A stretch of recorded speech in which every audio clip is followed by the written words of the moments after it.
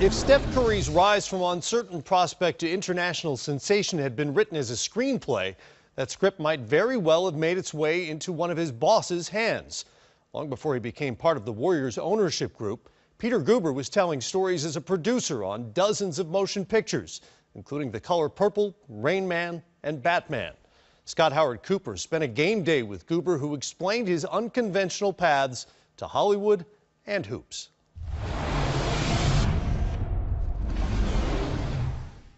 We have the capacity to make the movie without any other third-party financing. So we can do this movie.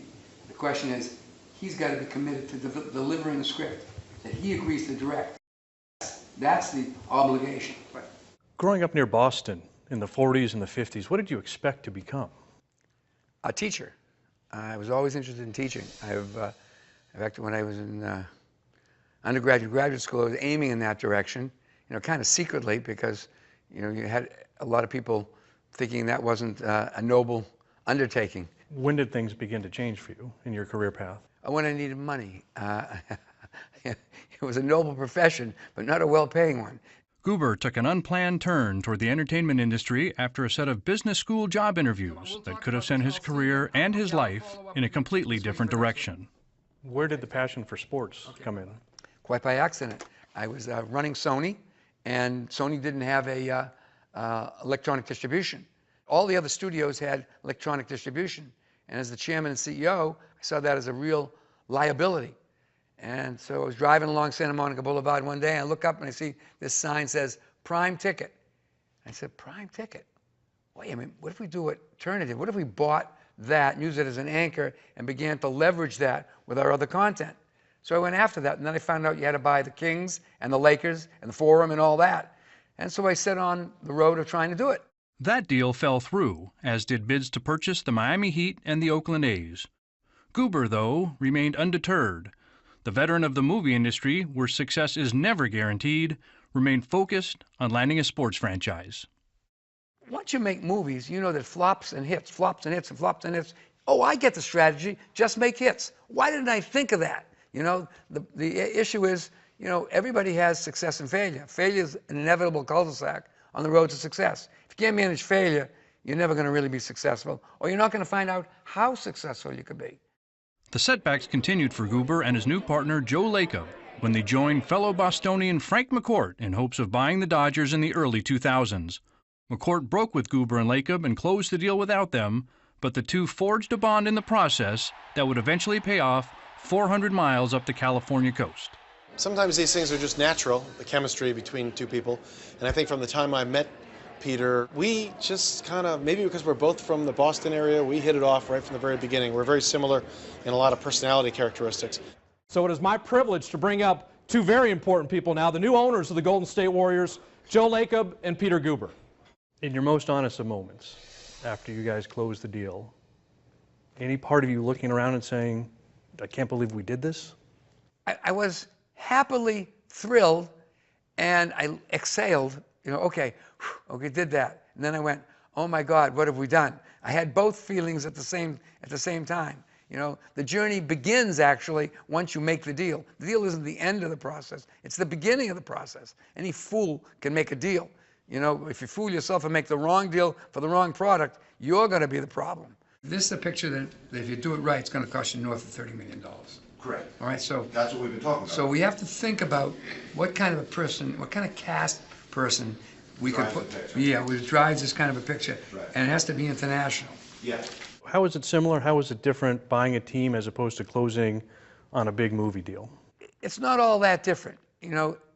It's about aspiration, inspiration, and perspiration. All three things.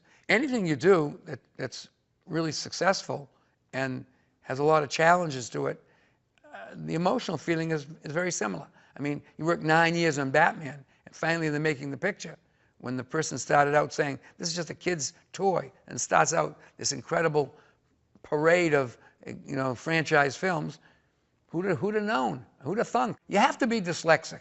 You got to think no means on. If you don't, you never get it done, because that's all your face is nose. And I think the idea of a compelling future pulls you towards it. You have to have that, because the uncertainty is always there.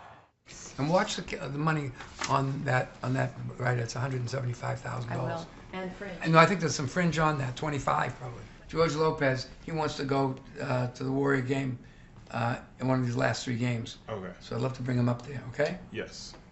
How has your background in entertainment helped you in the NBA world? Does that cross over in any way? Oh my God.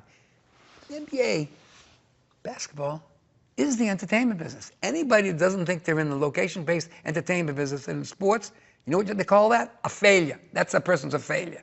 We're putting on a form of entertainment. It happens to be in the form of sport, but what he did before this was entertain, whether it's through movies, television, things like that. We're trying to do the same thing here, and so I think all those things that he brings from his background, and not just having done it, but having done it very well. The truth is, it's an unbelievable asset. It's an unbelievable asset for me, because I realize that I'm aiming at people's hearts, not their wallets. Oh my God, look at this. Take that. I gotta do this. How does being part of a team that wins an NBA championship compare to being part of a team that wins an Academy Award, something like Rain Man? Is it similar in any way? It's totally similar.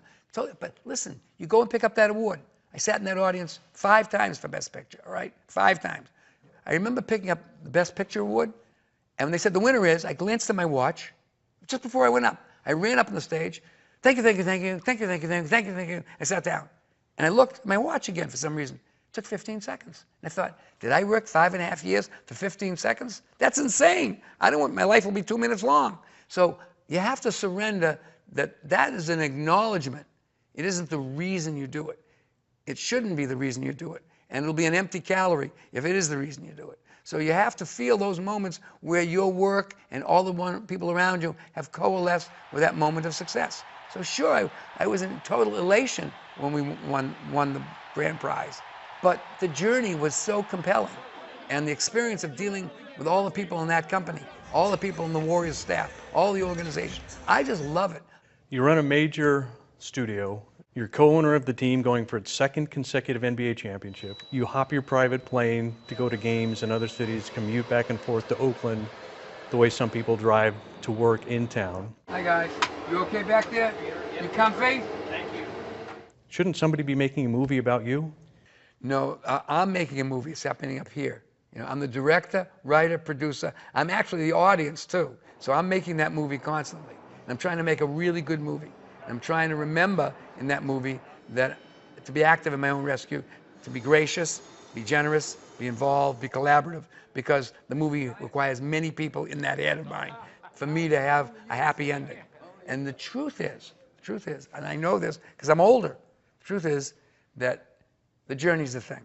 Man, it's over in a freaking instant. I'm gonna leave it all behind. Every single material thing I'm gonna leave behind. The NBA championship, the rings, the Academy Awards, the Golden Globes, the grand prize in Cannes, it's just a piece of metal. What is in your heart and in your experience is your life. You're writing your own narrative. So in this script that you've got going on, how does it end? It ends by saying that I've lived a life worth living, you know, and that's what I'm really not working for or working towards. I'm recognizing that I have been so lucky to have these opportunities, so fortunate to have these people in my life that I'm just totally appreciative. I go all the time and go, how'd this happen? I'm still, I pinch myself, I think. I'm gonna wake up and, oh, I missed that class, how am I gonna graduate? I still wake up thinking, oh my gosh, is this really happening? It's the experiences you own, the people you touch. And if you don't have that, it's not a life worth living.